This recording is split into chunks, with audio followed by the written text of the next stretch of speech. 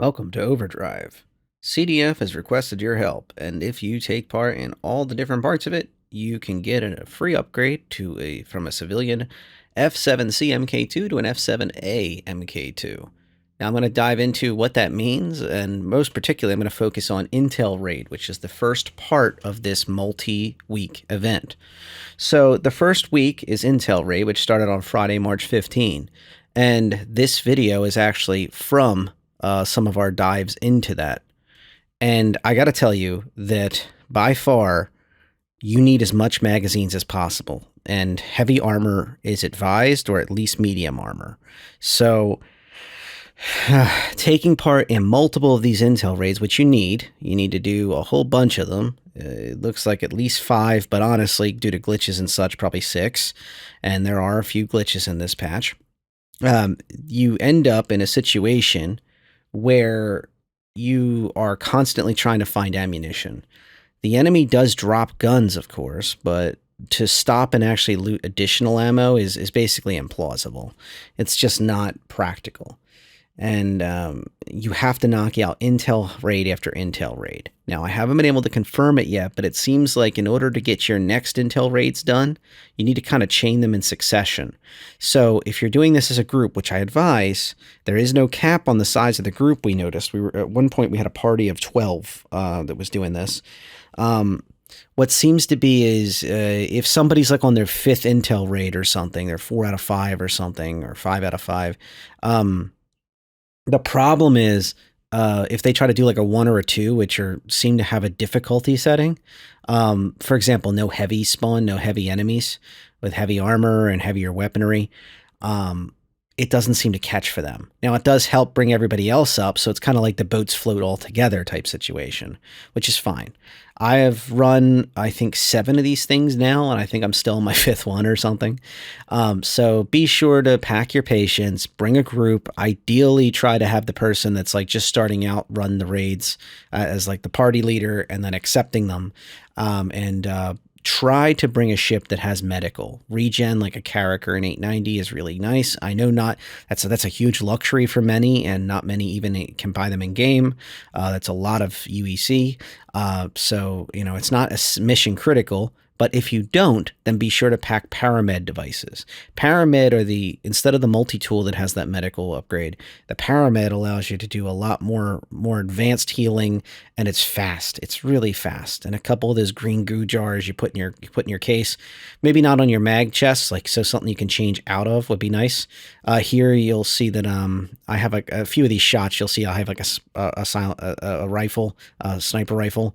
That was quite useful, especially against the lights and the mediums, to really pluck them off real quick. The heavies are pretty smart. When you actually get to them, they tend to take proper cover, and they tend to they try to force you to get close. So having a weapon that's designed for them is also a good idea, but that's later on. Don't forget, you can always pack a couple extra weapons in the ship, and you can gather them off the enemies that you take down. Mediums and heavy armors allow you to pack 2 different weapons. Backpack allows you to carry more gear, medical supplies, food, water, which you will need because you're going to be running and running and running throughout these events. Now, the actual event itself, when you're doing these, there is a server room. So if you've done the bunkers before, it's the same deal where you have to clear the building from top to bottom. And you can see here that I'm kind of using the Paramed to keep an eye on people as they're clearing a corner. Sometimes you won't even notice they're taking damage. Like you'll start the first time. Sometimes I'll hear it is like when somebody's yelling over Discord that they're hit really bad or something, because their character doesn't really start limping around until they go to move. So if they're just like in a shootout, sometimes you won't even notice. You can hear, and there's tons of noise of gunfire and such. And you're just basically trying to hunt them down to heal them, And that room right there was the bunker room. So I'm going to jump ahead and kind of show you how that looks when you're not trying to heal people that keep running away. So the first thing you'll note is that this is a different clip. This is when we only had a 3-person team towards the end of the night. And this was much, much harder because you have to have somebody constantly paying attention to the server room system. So at first it's trying to establish a connection, and at least it may be random, but at least for these ones, you'll see that it was half right there. and there's a timer, and unless you hit continue on the screen, it will disconnect you and you have to start from scratch again. So you're waiting and waiting and waiting, and meantime you're hearing from your compatriots here. They're all yelling to you like, there's people spawning while this happens. A lot of times the NPCs luckily will start talking like, where are they? Well, they're doing their best Batman impressions from Christian Bale days, and they will say things to each other and move out and give you hints that like they're coming. But that's not always the case. I've had ones that sit inside the spawn room and they're trying to pick it like that, and they're literally trying to pick at you right outside the door or inside the door of the spawn room. And you start. By this point, we were just literally trying to figure out like which weapons will even work. I was flipping through weapons like they were water and trying to work through it. And I had some inventory glitches where weapons kept appearing in my hands and not in my hands and such. And I'll be honest with you, I didn't want to lose my rifle, my one rifle I really liked. So that was another thing, is don't get too sentimental. And if you are stock weapons in your ship, and looking, hindsight being 50/50, 2020, it's kind of difficult to see like, what I was doing, but, you're trying to keep moving and communicate, and the enemy is talking to you the entire time. They're taunting you, and you can hear shots going off and stuff when your friends are getting hit. So you're like, you want to get back in the game, especially when you're limited. There's screens all over the place in this facility, and they have specific codes. So if right now I'm looking for S694, and that right there, that blue screen is what you're looking for. See that S694 towards the middle bottom? There's a code in there that's right near the middle. It says reset code to 1673. That's what your buddies down below need. So say it on comms or in party chat, etc. Like me sending it to the entire server. But that's the deal. You're looking for that blue screen, and you're looking for it to say S694, etc., or whatever the code is. Now, in this mission, this was the one out of the 4 or 5 we pulled that was not able to be finished. We ran around here 3 times, and the blue screens just never finished. They weren't Microsoft enough, apparently. And they just never really finished up. That same screen did it twice, but the last code we needed, the last upload of this, we didn't work out. There is NPCs around. One's in a top hat and one's in a in a construction outfit, and they are really scary because like you don't want to get a crime stat over that. They're really frustrating to have around. One of the other things that's interesting, the longer you take, the more they spawn, that bigger, heavier the armor and stuff seems to get on the enemies. And once they start getting to the big boys, I'm frantically searching for the next code. I'm trying to see if it's a new code type of thing. But yeah, don't shoot the friendly NPCs or neutrals, whatever you want to call them. And be sure to look for the codes on the screens. When you have a huge group, this is laughably easy.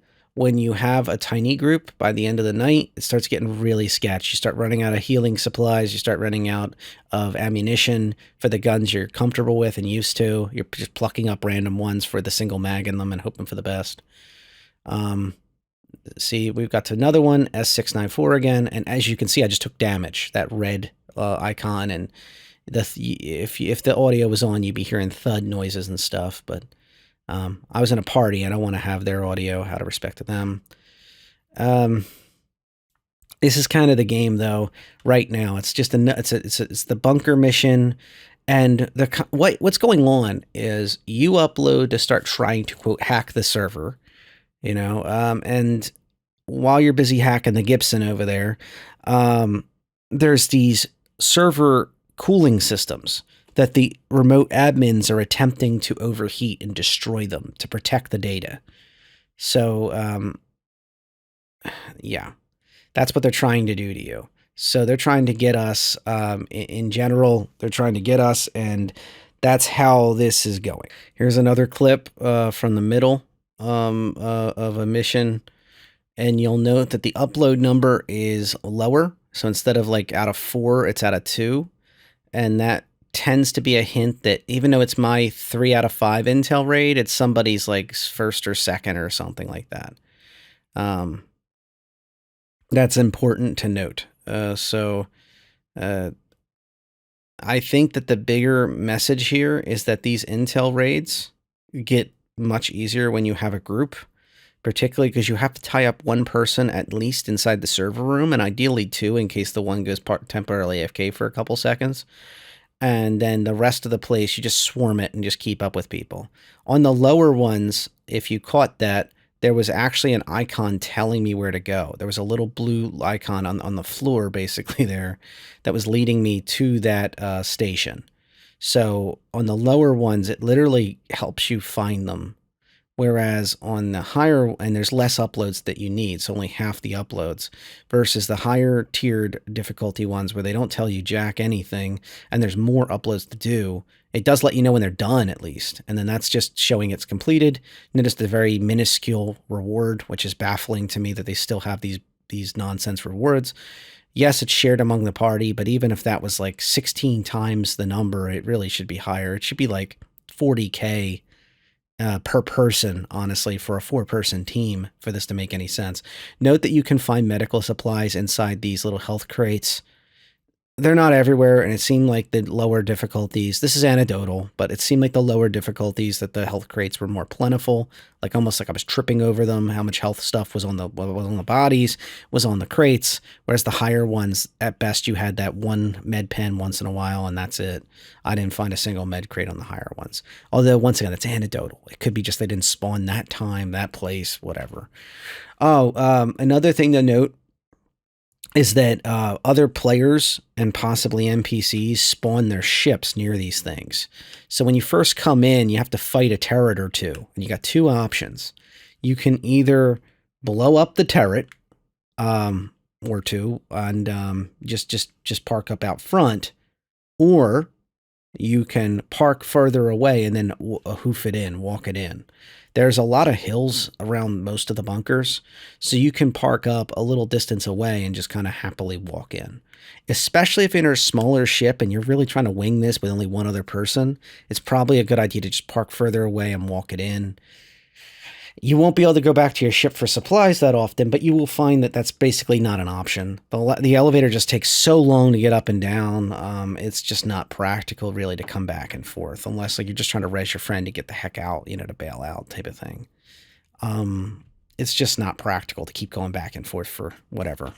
But other players will spawn their ships. Don't blow the ships up, just target the turrets. And I'm going to put some video into the turrets too. So just note that the turret has to be taken out at least on top. Some of them, we seem to have a second turret to worry about. They do give themselves away. They have like the equivalent of tracers that are exploding through the sky, like little laser things and stuff. But the one always seems to be on top of the doorway, right where the elevator is. Don't shoot the ships, shoot the turrets. The turrets do incredible amounts of damage, but they're very squishy themselves. So just get aggressive with them if you really want to take them on. If you're in a medium or larger ship, you should be okay. If you're in a large ship, you should absolutely be okay. I did find myself having to turn my shield faces once or twice and just let the turret finish it off. The turret kill the turret. But other than that, it was not an issue. Taking out the turrets was not too big of a deal as long as you're cognizant of they will be there. You will see this hostile territory, Xeno threat, turn back. They're bad people, and screw them. Yeah, so long story made short, then you can see the glitch here on the Phoenix. This patch, for some reason, it's just running really slow. Or maybe the turret damaged that device, because there was one point where the turret actually did knock out with my windshield face when I had to spin to win it. So yeah, so long story made short, enjoy, have fun, get a group together, don't hesitate. I wanted to give a nod to Pipeline. The Discord on there had a wonderful, wonderful community of random folks. We all kind of ad hoc got together and had some good times last night, and I hope to see some more, not just on there, but across various Discords.